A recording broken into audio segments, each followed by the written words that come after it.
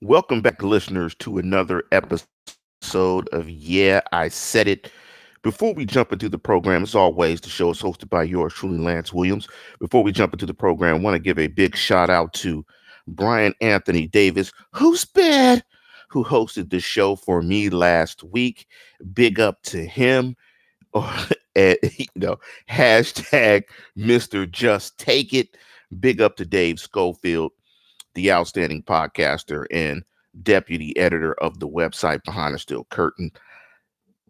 And last but not least, big up to Jeff Hartman, my co-host of The Standard is the Standard and the Steelers post game. As you can tell by the title of the show, we're going to be talking about the events from last night. And the show is titled I Witnessed Something Criminal. And I could have put last night, but we all know that it happened last night. I witnessed something criminal. And we'll get to your point, Justin Rock. Big up to you. Thank you for chiming into the show. And I left it open ended to Justin Rock's point. But when I looked at that last night and I looked at the pictures, I witnessed something criminal last night. Thank you, Bill. I witnessed something criminal last night. Riddle me this. Had any of us been anywhere and we grabbed a helmet and tried to hit someone in their head with it with full force, we would be in jail right now. We would be have been arrested for assault. Now, the assault question is an interesting one. And I'm going to read from Sean Gentile's article from The Athletic. And he brought up a point about the assault question. And let me quote him. One of the most widespread in the moment reactions were essentially, did we witness a crime? The answer, if it exists at all, isn't particularly easy to find, not legally at least. The main reason for that is in football, in all sports, is consent.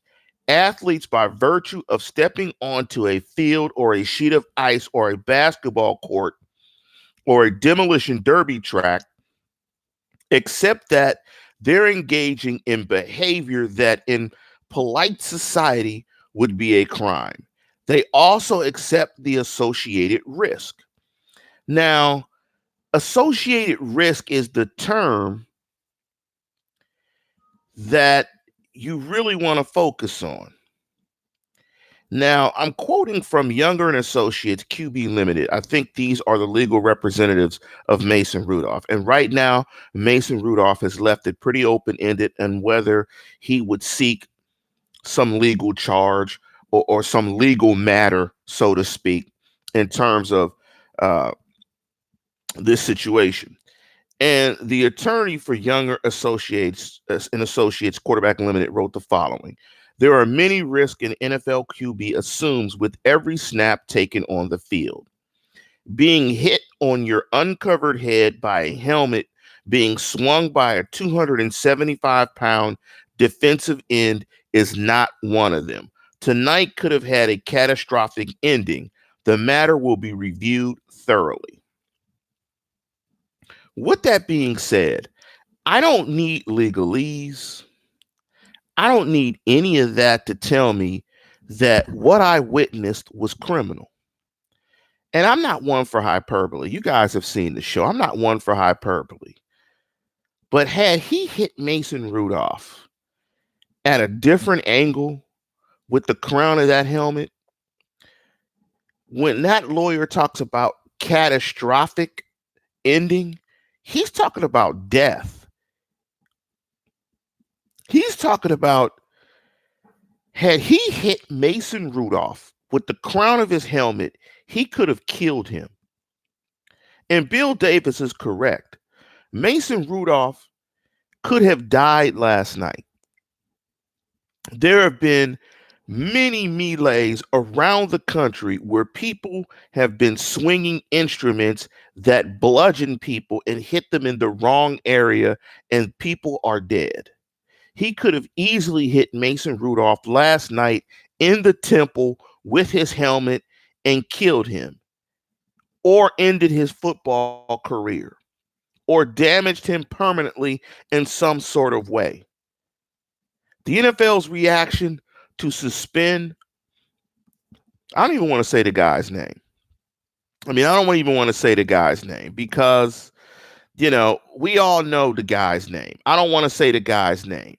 I don't want to call him a convict because he isn't a convict. But what I saw last night was criminal. And the response of the NFL towards Myles Garrett, there it is, I'll say his name, was justified. That he is suspended, indefinitely. And let me read let me read the official punishment here to make sure that I get it right. Let me read it here because I have it written down and I want to make sure I get it right. And Myles Garrett was suspended indefinitely. And let me read it here from the article on ESPN. He was suspended indefinitely, which means he will no longer play this year at minimum, including the playoffs. So the NFL announced that he has been suspended for the rest of the season, including the playoffs, should the Browns make it. And he will have to meet with the commissioner's office before being reinstated in 2020. Now, I went back and forth with my brother, and I thought that this would be the course that the NFL would take. Essentially, they're putting on him on the commissioner's exempt list, and they are taking some time to let this all sort out. But the key to this is he will have to meet the commissioner's office for being reinstated in 2020. He's already been fined significantly multiple times this year. He ended Simeon's career in New York, and he's been fined a couple of times. Let me go to specific fines. He's been fined more than $50,000 this season for punching Tennessee Titan Delaney Walker and for a pair of late hits on New York Jets quarterback Trevor Siemian, the second of which ended his season. Now, I want to go back to the statement that the commissioner's office before being reinstated in 2020. If you see the hit that he put on Simeon's, it was way after the whistle. Punching guys on football fields, playing past the whistle and hurting guys, and hitting guys in the helmet. You've got to explain yourself. And I'm sure that the NFL is going to want him to seek some sort of treatment, mental treatment, to get to the crux of the matter as to why is he reacting in this way. And until he can give the commissioner's office a sufficient answer, probably medically as well, of why he is losing and why he's losing it on the field in such a manner to where he would swing a helmet and hit someone, he's not going to play again. I think he's going to play at some point in time, but his career is in limbo, and it should be. You can't be playing football with a guy that loses his cool to the point where he rips a guy's helmet off and he uses it as a weapon to bludgeon a guy. Again, I don't want to understate this. Had he hit Mason Rudolph with the crown of his helmet, 275 pounds, swinging it at full force, he could have potentially killed Mason Rudolph. So what I saw last night was absolutely criminal. Me or you could not be protected by sport and a reasonable expectation. Because when you look at the statement by the lawyer, there is no reasonable expectation that you are going to get hit in your head by a helmet being swung by a guy that's 275 pounds. Now, John Taylor, he must be a Brown fan. His career should be in limbo. F you, sore loser. You're an Uncle Tommy. Let's just say this, John. If you saw me in a bar and I confronted you over this statement that you just made, and you swung a chair or you grabbed a helmet from a sports bar off of a wall and you swung it at me and tried to hit me, first of all, I'd probably dodge it and hit you with a two-piece. Or if I couldn't dodge it and you hit me in my head with it, you would be arrested for assault, period. This is beyond sports. I'm not the hyperbole dude. That's not me. I'm not the hyperbole guy. That's not me. And I think oftentimes athletes are scapegoats for society wanting to go hard on guys. But what he did was uncalled for. Absolutely uncalled for. And yes, his career is in limbo. And it should be in limbo. Because you can't be out there with a guy that loses it to that extent and starts swinging a helmet at a dude. And he swung his helmet at a quarterback. At a quarterback. He swung it at a quarterback. Yes, John Taylor. Yes, his money should be taken. Yes, it should. Yes, it should. It should be taken. He swung a helmet at a dude. You can't play anymore. There's consequences. This guy, John Taylor, on a live chat is probably some apologist, but there's consequences for actions. Point blank. You try to hit a guy in the head with a helmet, you got to go. If you talk to any pro player, and you know any pro player, they talk about the NFL being a brotherhood. Guys play hard, they play competitive, they play to the whistle, but they take care of themselves. They take care of each other on the field. They are not trying to maim, injure, or hurt guys intentionally because they realize the hard work that everybody has put in to getting to this stage, that everybody is living out their dream at the highest level. They don't take that for granted. And most guys that are sane and sensible wouldn't do that. So Myles Garrett is going to have to prove that he has the mental capability and faculty to play, that he can hold his emotions in check, where he will not swing a helmet and potentially try to kill somebody. Please. Please. You know, guys like John Taylor are idiots. They're sycophants. They're idiots. They're idiots. Look, anybody can be criticized, period. Somebody kick this Yahoo out of the live chat. You guys can argue with this guy. I hate that I gave this guy any oxygen because I live by the motto, no oxygen, and bums and idiots don't get oxygen. He's just trolling and he won't get any oxygen from me. But look, what he did was criminal. And he is lucky that he did it on a football field, because if he got confronted in a bar around the corner and he picked up a helmet off of a wall, he'd have handcuffs on. He is fortunate that these actions occurred on a football field and he is protected legally. So legally what he did was not a crime, but his actions were criminal, if you can make that divide. So let's get to the other punishments. It looks like Marquise Pouncey is going to be suspended for 3 games, and you guys might get upset at me. And I have to keep it 100. Like Michael O'Malley said, I got to keep it 100. I know that Pouncey was protecting his guy. First of all, the whole fight, the look being on Thursday, it was horrible. You got helmet to helmet hits. You got Juju Smith-Schuster getting knocked out by a helmet to helmet hit. You got Deontay Johnson getting knocked out, blood coming out of his ear. This is a different day and age. People aren't built like that. The game is bigger. People don't want to see that. So all of this led up to the frustration because, and we will get to Mason Rudolph's play. But Pouncey, I know you got to come and defend your man. Period. I get it.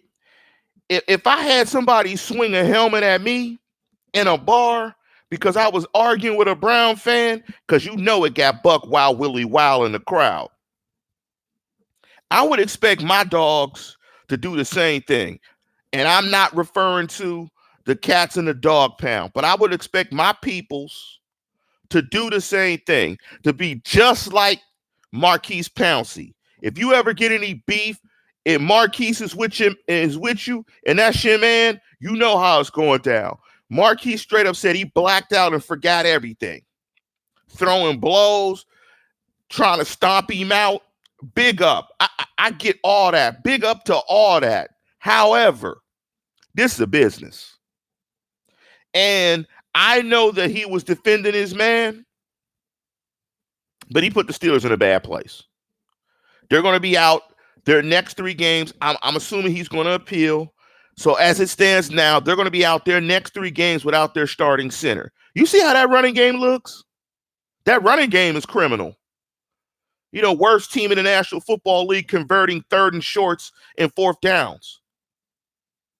You know, 4th and shorts. Worst team in the National Football League.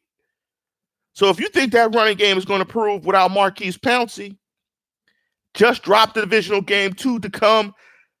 I mean, I get that he was trying to protect his man, and he should. However, he could have did the same thing that David Castro did. He could have did the same thing that Matt Filer did. But I get it. Marquise is that dude. That's where he comes from. That's how he reacted. Hopefully, when he appeals it, the suspension, it'll get knocked down. But this is a business. The NFL is a $10 billion business. You cannot have guys trying to stomp guys out on a football field for any reason. You can't have guys throwing punches, trying to stomp a dude out. You just can't do it. It's a bad look. It's a bad look for the Steelers. It's a bad look for the Browns. It's a bad look for the NFL. So I agree with the 3 games. I'm surprised that it's not more. However, I'm hoping that it gets knocked down. But Marquise Pouncey is no hero in this. You still have to figure out a way as a professional to handle yourself in a professional manner, because you're getting paid exorbitant amounts of money. You represent the Shield. You represent the Pittsburgh Steelers. He can stand up for his guy, but he's got to do it like David DeCastro. Tackle the dude, get him on the ground, subdue him. Period. I understand that his emotions got out of hand. He's not as bad as Myles Garrett in this. But man, that's a bad look for Marquise Pouncey, trying to stomp a dude out. Now, nobody's going to criticize him for doing it, but the fact of the matter is, he may cost the Steelers 3 games. This may be critical into affecting the Steelers' playoff chances, and it's going to hurt the Steelers, point blank. I mean, point blank. I mean, I hate to say it. I don't want to rip Pouncey. I'm a Steeler fan. I understand exactly what he was doing. But look, you got to be held to a higher standard. He's a professional athlete. And we're going to get into the comments in the live chat. We absolutely are. But if you're going to do it and you're going to come to your man's aid on a football field, not in a bar, not at somebody's house, not at a club, you got to be like DeCastro. You have to be like DeCastro. You have to handle it like DeCastro and Filer. You have to do it. Now, the last of the guys that got suspended, Larry Ojanobi. And Larry Ojanobi shoving Mason Rudolph in the back, got 1 game. Look, I can't curse on YouTube, but that was a B move, man.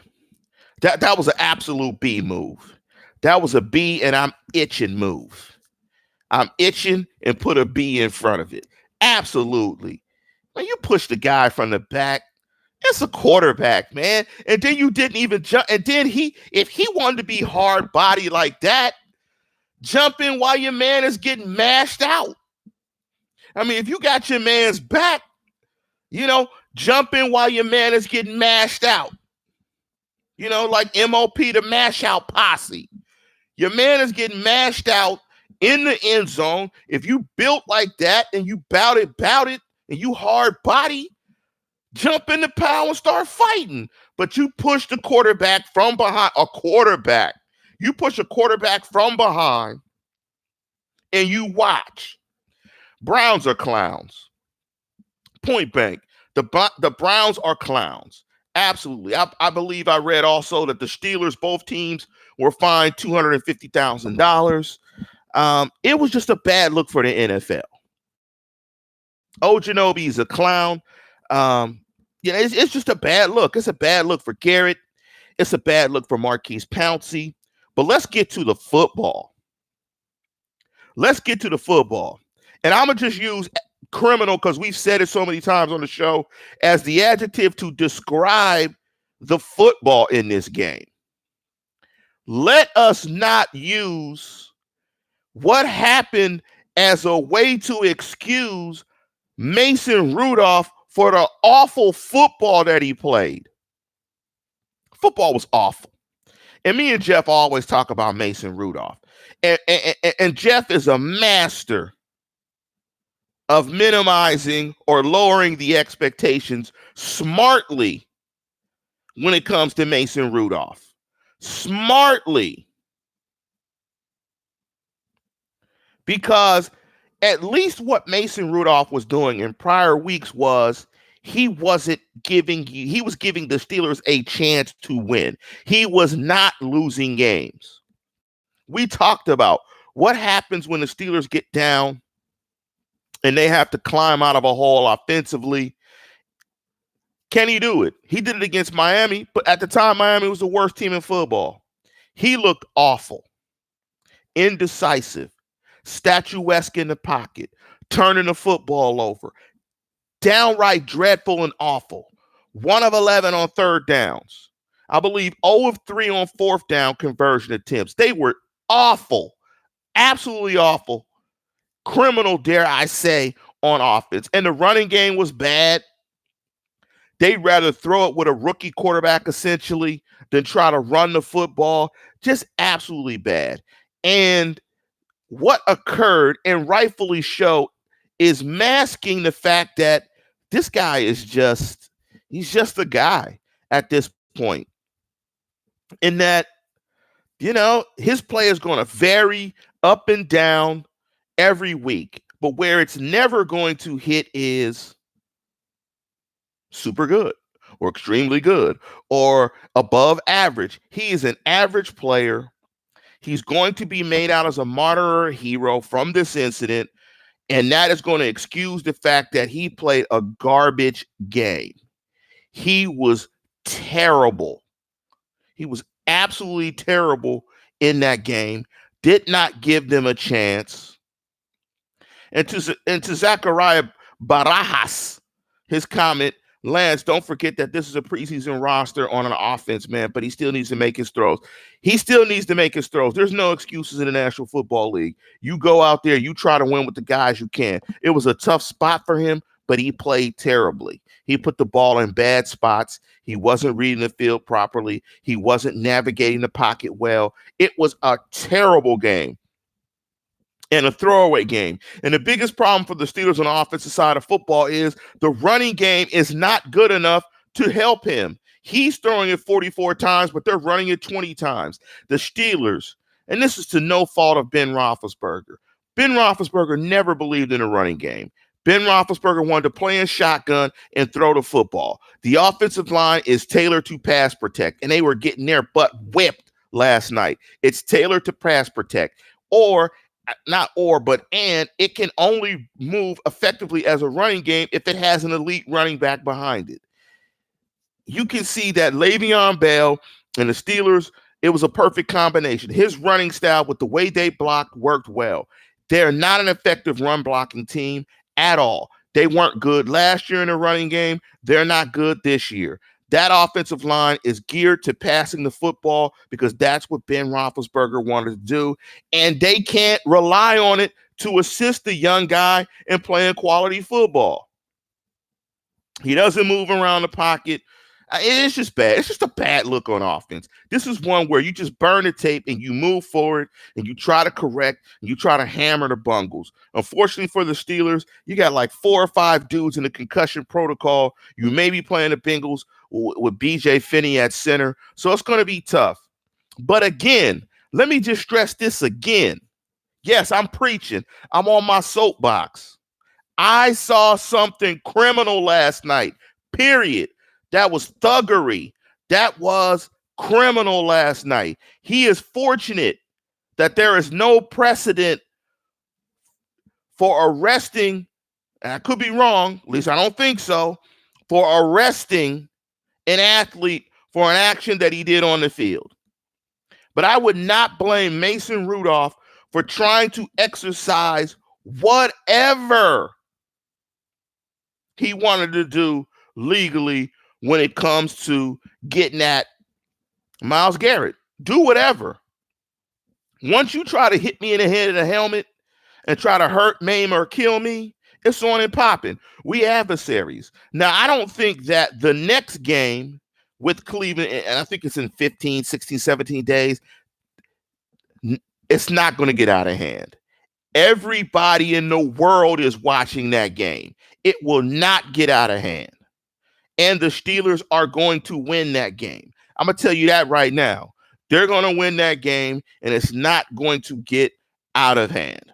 Now, Joe chimed in. I've seen a video of a hockey brawl where the police had to be calling and break it up. Roy Moulton said, I think an NHL player was arrested a while back. Okay. Well, count me wrong. But I think, Myles Garrett is not going to, there's not going to be any criminal charges against Myles Garrett. Let me calm down a second. Let me do the stuff that Jeff does so well. If you want to support the show, hit us with a like. We're trying to pump up the likes. Also, we're trying to really push to 6,000 subscriptions by the end of the season or by the end of this year. So, man, if you like the show, you like how we get down, hey, man, subscribe to the show, like the show, help us out, holla at your boy. We put it in, man, we giving you 6 to 7 shows every week. We does this, and we give you great content. We break it down, X's and O's, funny stuff. You might see Brian Anthony Davis on a striptease, who's bad. Hashtag just take it 2 a.m. Steeler football. Hey, man, Jeff is joy. Dave hit you with the numbers. I hit you with kind of a combination of all of it. Hey, we does this. Big up to Tony DeFeo. So, man, subscribe to the show. Please support.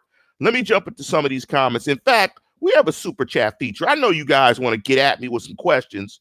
So typically we like, no, if you want to hit us with the super chat, we don't ask for the super chat, whatever. Look, I'm asking for super chat questions today. Point blank. If you want me to hit your questions, because I'm fired up, man, and I know y'all like it when I'm fired up. I'm fired up today, man. Hit me with a super chat. Hit that $sign, man. Hit me with a super chat.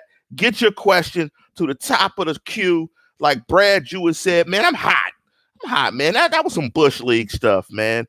And, there's some stuff I want to say on the show that I can't because I don't want us to get demonetized because I like monetized because Christmas is coming. But, man, that's some Bush League stuff. And like Mason Rudolph said, man, that's straight up Bush. If you want to catch a fair one, drop the helmet and catch a fair one. I mean, do like Carmelo, Anthony, and Kevin Garnett we're going to do, at the end of the game in the tunnel, when he said La La Anthony and Honey Nut Cheerios. Get down like that, but don't swing a helmet. You a sucker, dude. That is a straight up sucker move. Man, that's a sucker move. Kyle Smith, thanks for the $5 thought on Deontay. That's a terrible hit, man. That was a terrible hit. He ear-holed him, and he had at least 2.5 steps before he stopped. Man, he could have just pushed the guy out of bounds, but he ear-holed him. That was terrible. And bleeding from the ear. This is why this is a big deal. This is not what the NFL wants you to see on Thursday night, the marquee game, guys bleeding out of their ears. They want us to conveniently forget that guys can get killed when they play football. Like, we know that, but we don't really know that. And they don't want us to see anything that can remind us of that fact. Nothing. That was Bush. And that's why he got kicked out. And he should have got kicked out. That was a terrible hit. That was a terrible hit. That was absolutely avoidable. And he earholed the dude. I mean, that hit was intentional. I agree with Cree. That was an intentional hit. He was trying to put a lick and some hot sauce on that hit. Absolutely, he was. I think it was intentional. I agree. Thank you, Cal, for the super chat. Let me chime up to some of the other questions. Let me jump into Alex Flores' question. Do you think from the beginnings of this game it was set that the clowns should hurt our players? You know, it was a little crispy game. It was a crispy game. I mean, they were hitting high. I mean, it looked like they were targeted. But you got to realize, it's the Cleveland Clowns, man. It's like Freddie Kitchens said. This is the first time, I believe, since 99 they've beaten the Ravens and the Steelers in the same season. So, yes, it was Thursday night. They've had a disappointing year. They've been overhyped. They were playing their big bad enemy, the Pittsburgh Steelers. So, yes, at home, at the dog pound, they were trying to put something funky on it. Straight up, they was trying to put something funky on it. And they were putting something funky on it. You know, the only thing the Steelers can do is match that intensity. I'm not saying hit guys in the head and hit guys high. But what I'm saying is, hey, man, you got to fight fire with fire within the rules, play the whistle, and play hard physical football. Let me jump into Ronan Gaijin. What's up, Ronan Gaijin? These rivals want revenge for ass whoopings taken over the last few. I agree. I mean, the Pittsburgh Steelers are the big dogs of the division. You know, we're still tied with that team up north for the most Super Bowl champions. The pedigree, I mean, all of that is there, right? All of that is there, right? On a Thursday night, the Steelers were like 16-2-1 in a decade against you, smashed you numerous times. Oh, absolutely. Oh, yeah, absolutely. No doubt. Let me jump into some more questions. It's getting hot. It's getting hot in the live chat. Get him, Brad. Get him, Brad. Get him, Brad. It's getting live in the live chat. Christian Lang asks, what position would we be in if Dobbs was in over Rudolph? I don't like Josh Dobbs as a quarterback, so I think they would be worse off. I forget the nickname that I had for Josh Dobbs earlier this season, but riddle me. Answer this question for me, somebody in the live chat.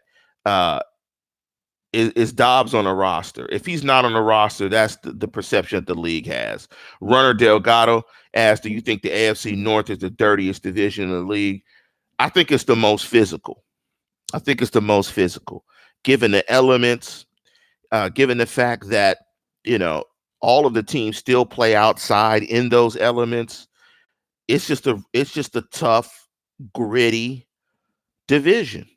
I mean, you got kind of East Coast flavor with Midwest, and the fan bases are passionate. The fan bases have been fairly successful.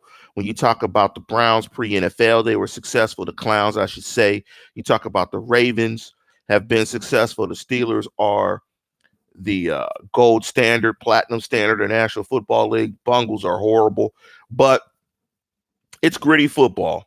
You know, the towns, the cities, the people playing outside in the elements is absolutely the grittiest. I don't know if it's the dirtiest, but it's the most physical and it's the most gritty. Bill Davis said, what if Joey Porter was out there? Oh, if me and Jeff talked about it yesterday on the post game. Oh, my goodness. If Peasy was out there, if Peasy and Debo were out there, oh, my goodness. Oh, my goodness. Oh, my goodness. That's the only thing I can say. If Peasy and Debo were out there, hide the women and children. But if Peasy and Debo were out there, it might not have got that bad. Like Bill said, Peasy, I mean, look, when you got a guy like Peasy coming out showing the abs, oh, yeah. Oh, yeah. Planting the flag, oh, yeah. Oh, absolutely. Oh, yeah. But one thing I will say, this next game, this next Steeler game with the Browns, oh, it's must-see TV. I don't think anything's going to get out of hand, but it's going to be some click-clacking. It's going to be a triple chin strapper. It's going to be some click-clacking. Absolute click-clacking. There will be some hitting in that game. Let me jump back into some of the previous, in the live chat, because it got kind of hot in here. Oh, John Taylor. I'm not even gonna mention this clown. I'm not even gonna mention that clown in his comments. So yeah, to Mike O'Malley's point, if you do that in a pickup game, you're going to jail. Exactly. If you're out playing football, I don't know why you guys would be playing football in pads, but if you go out and play some football and you got a helmet on and you crack somebody in a local park with a helmet over their head, you're going to jail. This was criminal. This was absolutely criminal.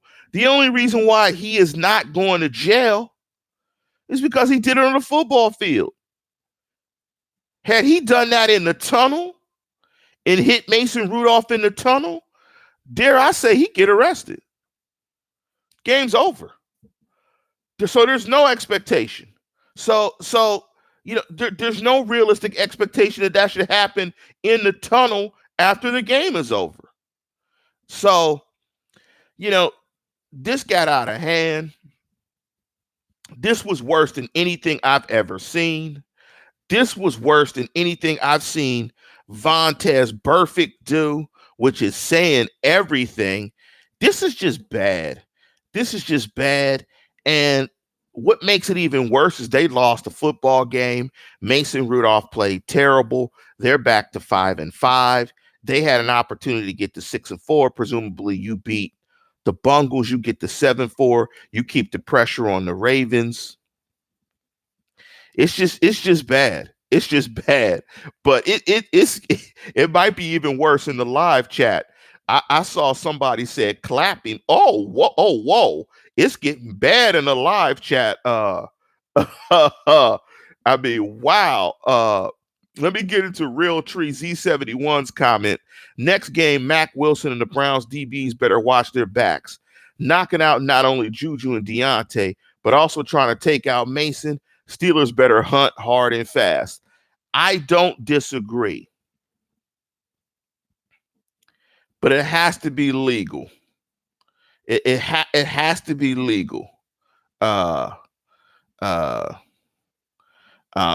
has to be legal. And Umberto, you got to relax a little bit. Like let's keep this. Let's keep this. Let's keep this at a point where it's still football. It's still entertainment. Let me go to Cree's point. Okay, if it's okay to hit a guy with his own helmet, what if somebody would die? I guess that's not murder then. Yeah, and that's an interesting point. At what point, I would guess that in the case of if he hits Mason in his head and Mason dies, I would agree that there would probably be some criminal charges because there's no expectation that somebody swings a helmet at you and hits you in the head and you die. There's no expectation for that. However, it is realistic that you can get hit in the head from a tackle and die. So okay. Humberto was joking. Good, Humberto. I was like getting scared a little bit. But it's just a bad look. It's a bad look. It makes the NFL look bad. It makes players look bad. It makes the Steelers look bad. It makes the Browns look bad. This is not how the game is to be played and to be presented. And I think Myles Garrett is going to have to show the league that he can handle himself and control himself. That when it gets hot, can he control himself? And he has shown that he does not have that ability. Fine previously, hit Mason Rudolph over the head with a helmet. He is dangerous. He is dangerous not only to himself, he's dangerous to everybody that he plays against. So, he shouldn't be playing anymore. At least until he can prove that he can play under control. And Janice Blake wrote, I also have never seen a player be so violent. There should be criminal charges brought against him. He should be banned from the NFL. I'm not going to say that he should be banned from the NFL. But what I am saying is he should be banned from playing in a game until he can prove that he can handle himself when it gets hot, that he can show the necessary level of self-control that a professional athlete who plays a violent game needs to be able to do. So a lifetime ban, I'm not saying no, but in effect, being suspended indefinitely can become a lifetime ban if you don't show and prove to the NFL that you can conduct yourself like a professional on the field. I'm not going to go as far as Dallas, zero tolerance, career over. I'm always one for second chances, but not right now. He don't get no second chance today. He don't get no second chance this season. He going to have to sit. He going to have to sit on ice. He going to have to think about this. His reputation is going through the mud. His pocketbook is getting slapped and hit. Yes, he needs to feel the pain of these actions and all of these consequences before he can get back. Now, to Shield 91, I don't think Mason is, I think his legal team are contemplating what their next moves are. I mean, I don't know with the legal charges, but look, but I'm not going to criticize Mason for whatever he does. He tried to hit me in the helmet. Look, so, hey, holla at your boy. To Snowman, thank you for the $2, Snowman. Is Myles Garrett now considered a dirty player? Oh, he was a dirty player before that. I don't know what adjective we would want to use to call him now. Absolutely. He's beyond dirty. Absolutely beyond dirty. But, man, I'm going to go ahead and conclude the show. I want to thank everybody that hit me with a super chat. Some of you clowns in there already or on the live chat. You know what I'm talking about. Some of you clowns in there with some of those crazy comments you guys were making. Man, but I thank you guys, man, for rocking out with us, period, man. Period. I thank you guys for rocking out with us, man. We try to bring it to you real and raw, man. Straight up, no chaser, like Thelonious Monk. That's how we do it. That's how I'm always going to do it. So to everybody out there, as always, tune in, tell a friend, and subscribe.